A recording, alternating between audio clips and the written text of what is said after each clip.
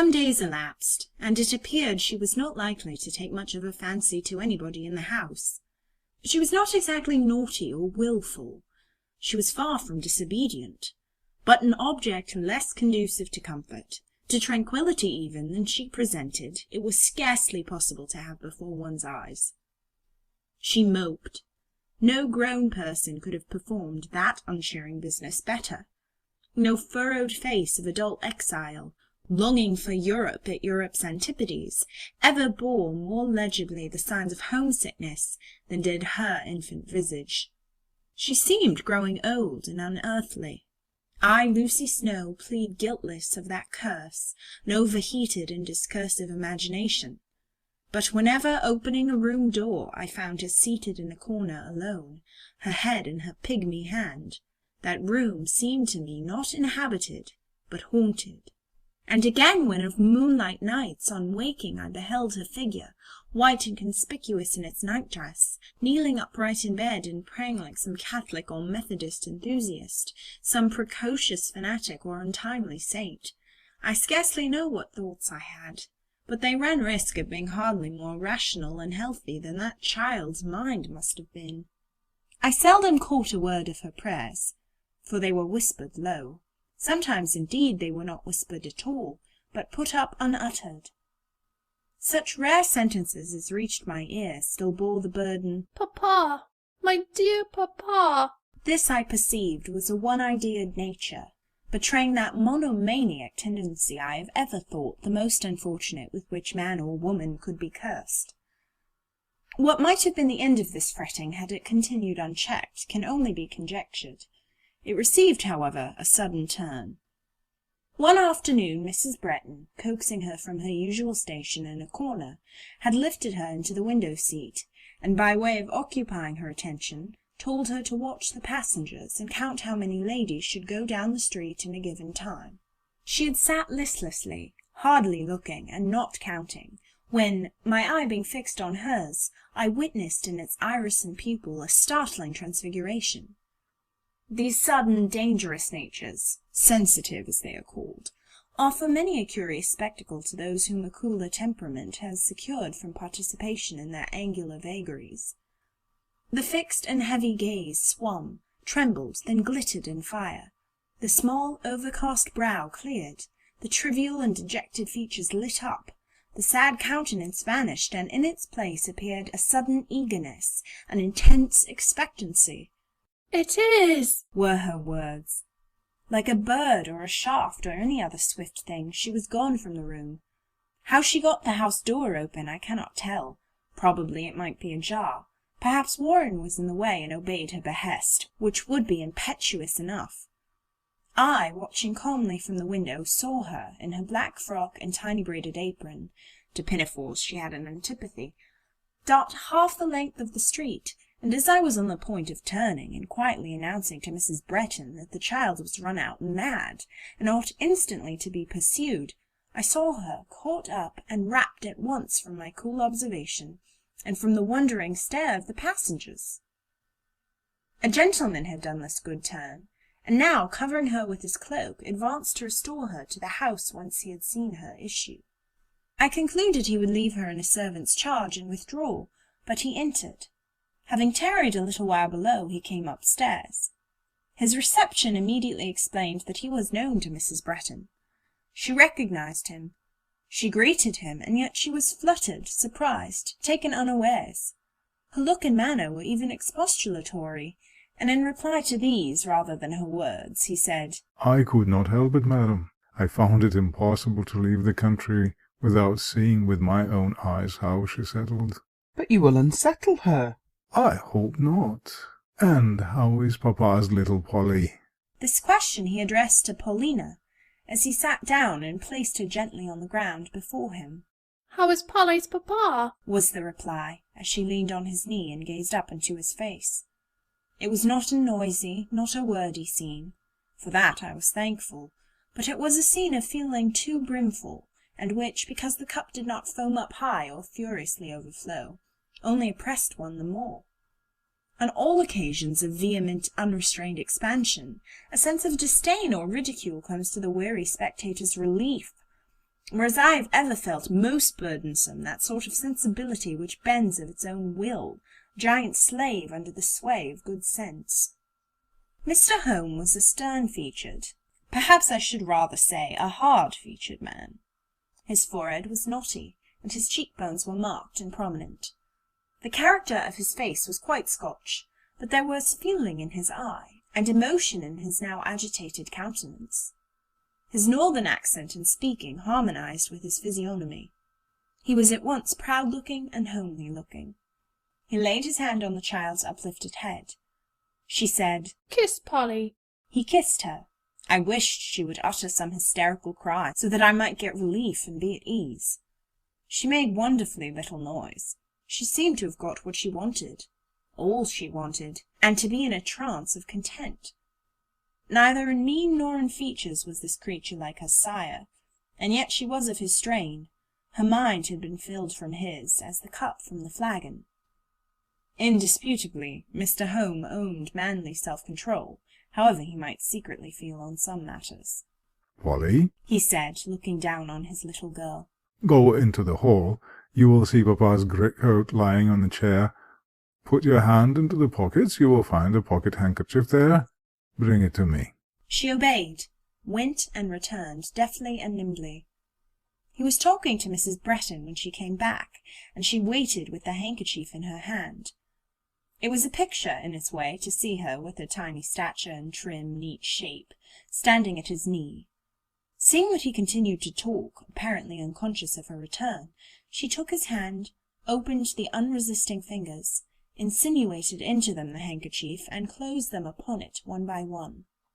He still seemed not to see or to feel her, but by and by he lifted her to his knee. She nestled against him, and though neither looked at nor spoke to the other for an hour following, I suppose both were satisfied. During tea, the minute things' movements and behaviour gave, as usual, full occupation to the eye. First she directed Warren as he placed the chairs. "Put Papa's chair here, and mine near it, between Papa and Mrs. Bretton. I must hand his tea." She took her own seat and beckoned with her hand to her father. "Be near me, as if we were at home, Papa." And again as she intercepted his cup in passing, and would stir the sugar and put in the cream herself. "I always did it for you at home, Papa. Nobody could do it as well, not even your own self." Throughout the meal she continued her attentions. Rather absurd they were. The sugar tongs were too wide for one of her hands, and she had to use both in wielding them. The weight of the silver cream ewer, the bread and butter plates, the very cup and saucer, tasked her insufficient strength and dexterity, but she would lift this, hand that, and luckily contrived through it all to break nothing.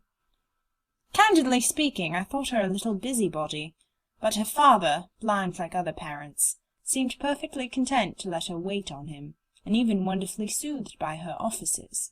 "She is my comfort," he could not help saying to Mrs. Bretton. That lady had her own comfort, and nonpareil on a much larger scale, and for the moment absent, so she sympathized with his foible. This second comfort came on the stage in the course of the evening. I knew this day had been fixed for his return, and was aware that Mrs. Bretton had been expecting him through all its hours.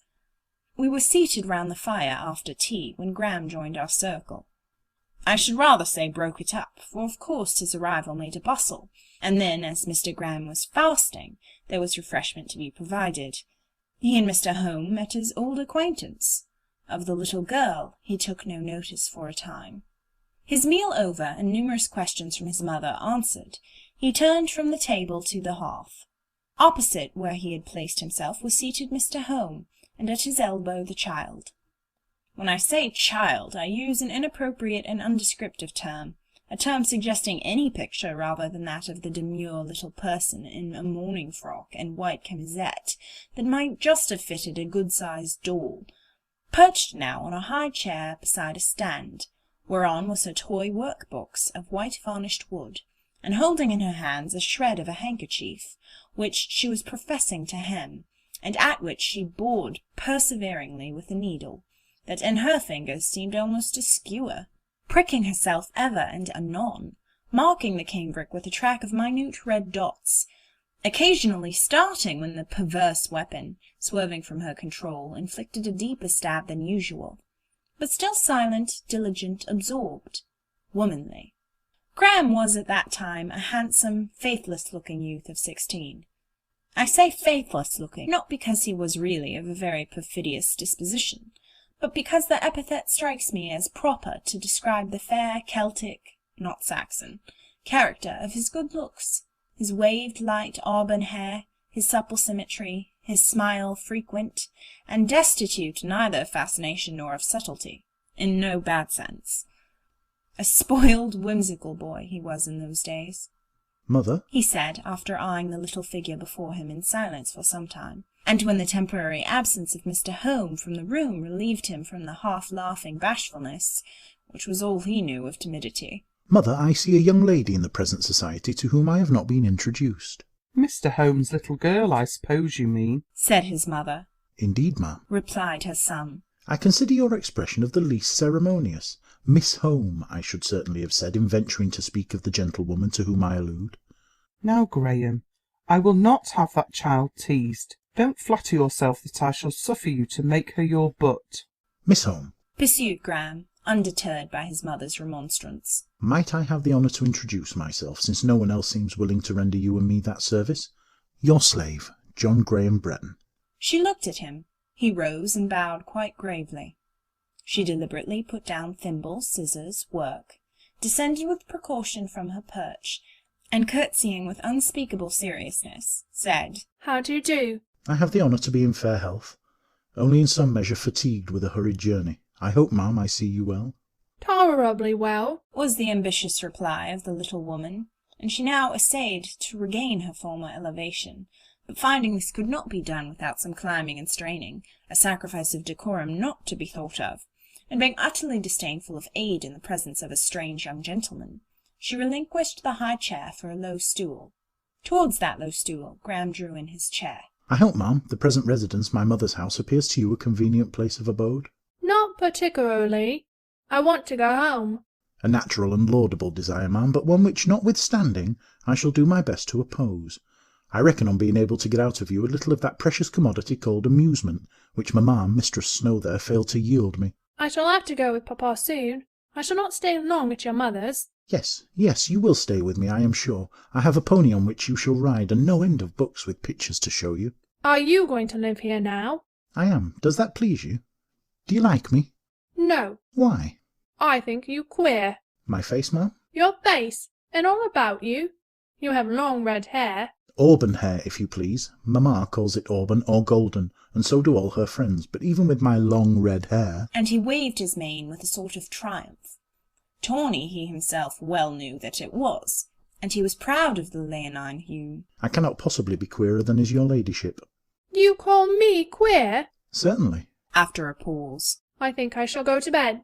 "A little thing like you ought to have been in bed many hours since, but you probably sat up in the expectation of seeing me." "No, indeed." "You certainly wished to enjoy the pleasure of my society. You knew I was coming home, and would wait to have a look at me." "I sat up for papa, and not for you." "Very good, Miss Home. I am going to be a favourite, preferred before papa soon, I dare say." She wished Mrs. Bretton and myself a good night. She seemed hesitating whether Graham's deserts entitled him to the same attention, when he caught her up with one hand, and with that one hand held her poised aloft above his head. She saw herself thus lifted up on high in the glass over the fireplace. The suddenness, the freedom, the disrespect of the action were too much. "For shame, Mr. Graham!" was her indignant cry. "Put me down!" And when again on her feet, "I wonder what you would think of me if I were to treat you in that way, lifting you with my hand," raising that mighty member, "as Warren lifts the little cat." So saying, she departed. End of chapter 2.